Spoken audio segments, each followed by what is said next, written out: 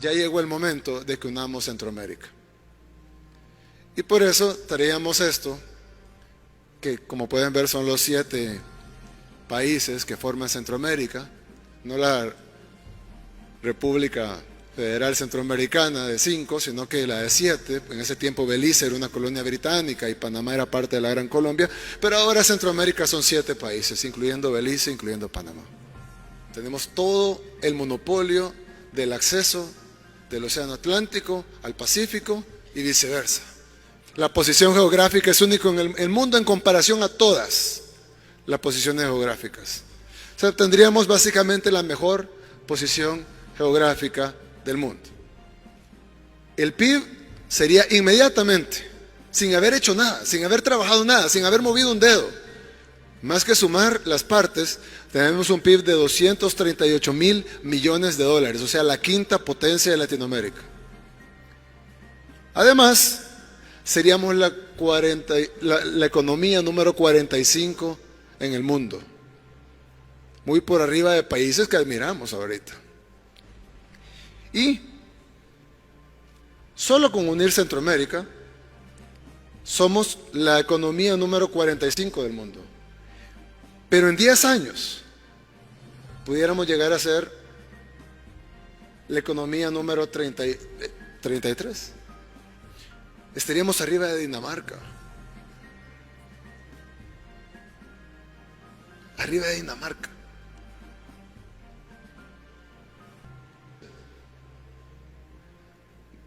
Nos convertiríamos en una potencia mundial. Porque no solo seríamos un país de 50 millones de habitantes, con el 8% de la biodiversidad del mundo en solo el 1% del territorio, no solo con un PIB de 200 y pico mil millones de dólares, no solo con el canal de Panamá y con toda la riqueza y biodiversidad y los negocios y los puertos y los aeropuertos, sino que además tendríamos ese bono demográfico, eso en buen centroamericano, ese montón de niños y jóvenes con la mejor educación del mundo. Cuando Thomas Alva Edison llegó a presentar su patente del bombillo, hay discusión sobre la presentó un día antes o un día después que el que llegó a presentar la patente del bombillo. Las cosas cuando llegan los tiempos suceden, lo haga uno o no lo haga uno. La pregunta es, ¿lo vamos a hacer nosotros o nos vamos a quedar viendo cómo lo hacen otros? Y luego, como siempre, a tratar de copiar 20 años después lo que otros hicieron y tratar de emularlo más o menos, porque no hay voluntad política y porque la corrupción y porque las élites enquistadas en los poderes fácticos de nuestros países pues tratan de evitar que realmente nos desarrollemos. Nos ha ido bien en la forma de pensar que hemos tenido hasta ahora, porque si nos ha ido bien, bueno, yo me callo pues. Nos ha ido bien en algo, nos ha ido mal en todo. Y una de las personas más inteligentes que ha tenido este mundo, Albert Einstein, dijo que definición de locura es pretender hacer lo mismo de siempre y esperar un resultado diferente. Esa es la definición de locura. Querer hacer lo mismo que hemos estado haciendo en los últimos 200 años y esperar un resultado diferente. La política ya cambió. Ya no piensen en sus partidos y en sus ideologías como que si todavía valieran algo, como que si significaran algo para la gente. No valen nada, no significan nada. ¿Dónde están los expresidentes de sus países? En la cárcel. ¿Saben dónde están los del mío? En la cárcel. Y eso que no tenemos el mejor combate al crimen que podemos tener. Vamos a continuar eso. Albert Einstein decía que era la definición de locura. ¿Somos locos? Es hora de cambiarlo, ¿no?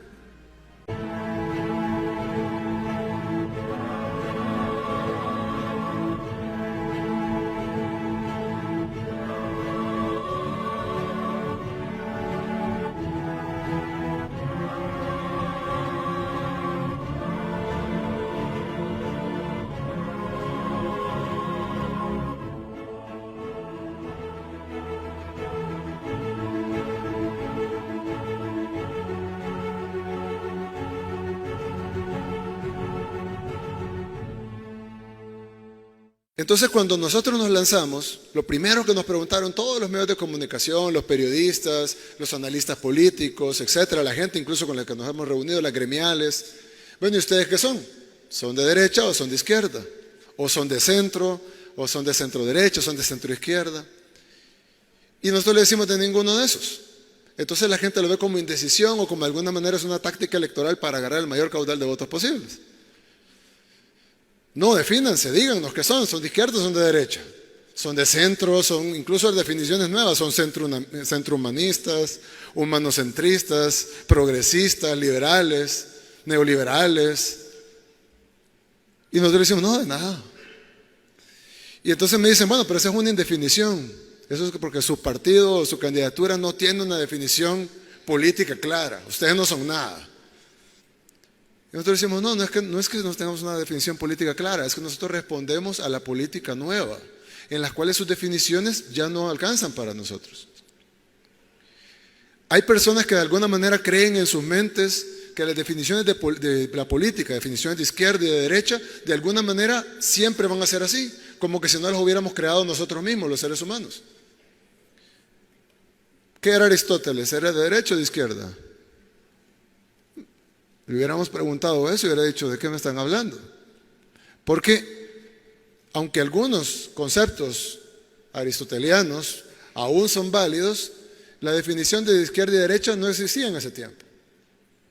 Si le preguntamos a Julio César o a Alejandro Magno qué política tenía, pues no era ni izquierda ni derecha. La izquierda y la derecha empezó a plantearse en la Revolución Francesa, que no tiene mucho tiempo si vemos toda la historia de la humanidad, aunque para nosotros pueden ser bastante, 200 años. Pero realmente es una definición que ya se agotó. Y no se agotó porque lo digamos nosotros o porque lo diga yo en este foro, porque bien pudiera estar diciendo una sandez. Se agotó porque si ustedes le preguntan a la población, el 70%, por lo menos en el caso de El Salvador, estoy seguro que será similar al caso de Guatemala, dicen yo no soy ni de izquierda ni de derecha. Entonces no lo decimos nosotros, lo está diciendo la gente. Y luego si nos vamos a las generaciones y le preguntamos a los millennials, probablemente el 90% de los millennials, no probablemente el 90% de los millennials, les dirán que izquierda, no solo no son de izquierda o de derecha, sino que para ellos eso no significa nada. Y si le preguntamos a los de la generación Z, que les confieso, cuando yo ya de la generación Z ya me cuesta entenderla, pues menos. A ellos sí no les importa absolutamente nada, ni siquiera les significa algo. Porque para ellos es tan arcaico el concepto de izquierda y derecha que pues ya no. Inexorablemente esos jóvenes que ahorita tienen 17, 18 años, dentro de 10, 15 años van a estar participando en política. Y en la empresa privada, y en las gremiales, y van a ser los analistas, y van a ser los economistas, y van a ser los abogados de entonces. Y toda esta gente, estos analistas, estos abogados, estos políticos del futuro, se les va a preguntar qué son. Y estoy seguro que en ningún momento van a decir somos de izquierda o de derecha, porque para ellos simplemente eso ya no significa nada. Así que yo pensé, bueno, entonces ¿cómo hablar de la participación de los jóvenes? ¿Cómo explicar cuál es la diferencia entre la participación de los jóvenes para hacer un desarrollo sostenible hacia el futuro, pero no hablar de la misma política de atrás, no hablar de las obras que hicimos o de las obras que queremos hacer? Y entonces se me ocurrió presentarles algo que es un proyecto que pues no lo hemos presentado a nadie, ni siquiera está completo. Es más, ni siquiera lo hemos presentado en El Salvador, ni pensábamos presentarlo aún. De hecho, estábamos esperando a ganar la presidencia para presentarlo. Pero pensé que servía, aunque aún es un protoproyecto, porque ni siquiera es un proyecto terminado, pero pensé que servía para ejemplificar un poco cómo los jóvenes, y los más jóvenes que nosotros, más todavía, van a ver el futuro.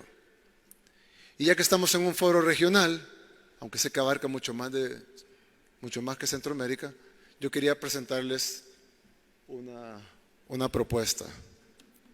No sé si me lo pueden poner por ahí. Ahí está. Es una propuesta que pensamos guardarla para cuando estuviéramos en la presidencia de El Salvador y no decirla ahorita en un foro cuando